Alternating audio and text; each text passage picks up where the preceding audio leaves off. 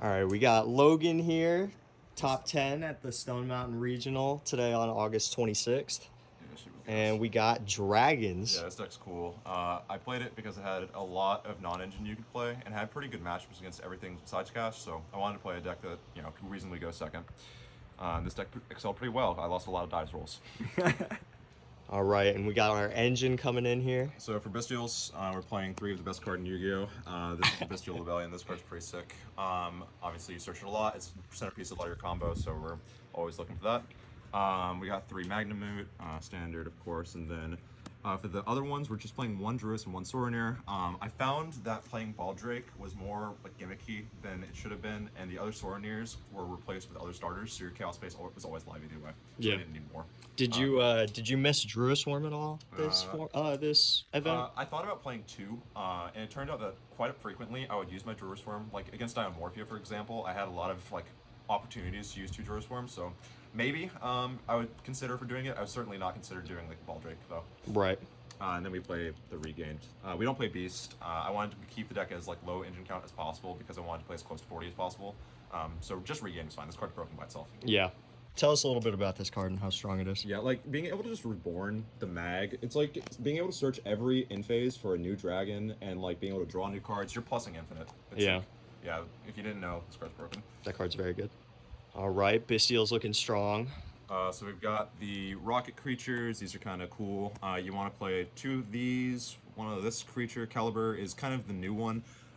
This card is basically another tuner that Tracer can tag into that's not itself, because Tracer can't tag into itself. So being able to kind of like dodge effects while keeping the tuner on field is pretty relevant.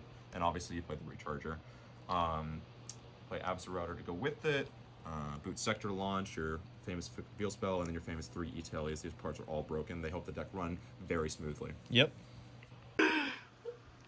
Next card we're going to have is Black Dragon. We're playing 3 of this. This is one of the best starters in the deck, I feel. I thought about playing the meteor card with Gamma and whatnot. We're not going to be doing that. It's a bit bricky, and we don't need the extenders. I don't really know what these guys are laughing at. This actually looks pretty serious. We played one of this, obviously. Red MD. This card's pretty broken. A brick of all bricks. Yeah, it's not so bad. We play through Safer. This card conflicts with Black Metal a bit because it's normal, but you can send this off of Ravine and stuff like that. To pair with it, we're playing the Chaos Dragons. This card has won me several duels. It helps out Floodgates like TC and whatnot, so I'm a big fan of that. This is a very good utility play. Yeah, it's very strong. And obviously these cards carry so hard when you want to like push for game, like make a Borland, things like that. This is unironically, I think, the best card in the deck. Obviously, it's Chaos Space. You know it. You love it. I think that this card and Lubellion are similar in strength. They're pretty good. And then last card is Ravine for the engine. Quintessential. Yeah, all good. All right, guys. So for non-engine, I played, I think 12 non-engine slots and 45, so you're seeing them pretty consistently. I played 3 Imperm, 3 Eclipse. He looks like a terrestrialized. These guys are clowns, I don't I played 2 Valor, 2 Nib, I think it's actually 13 in this case, and then 3 Ash.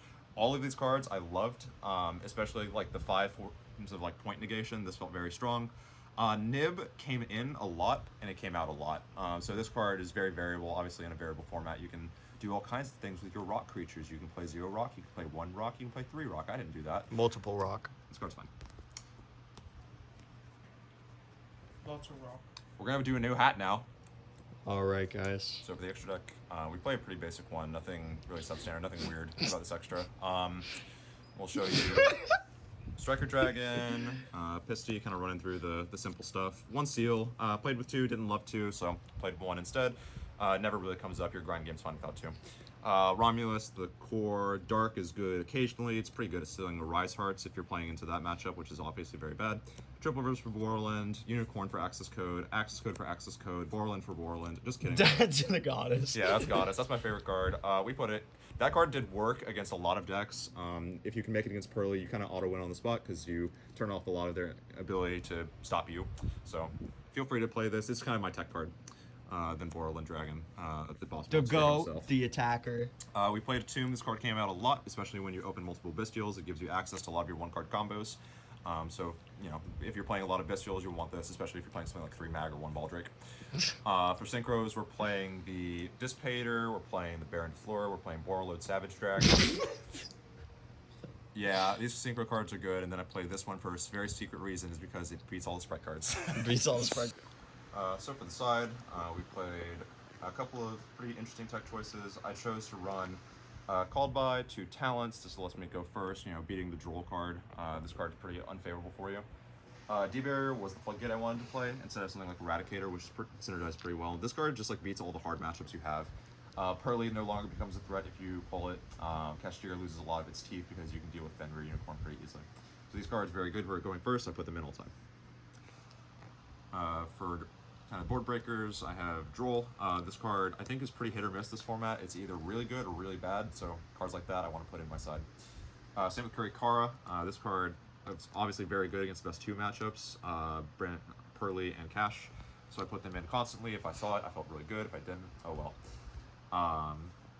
And for the final card for background matchups and other related cards like Rescue Ace and Rika, I thought these cards were pretty solid. Allows me to kind of break boards. My battle phase is kind of important. You have big dudes, so you can use those to swing.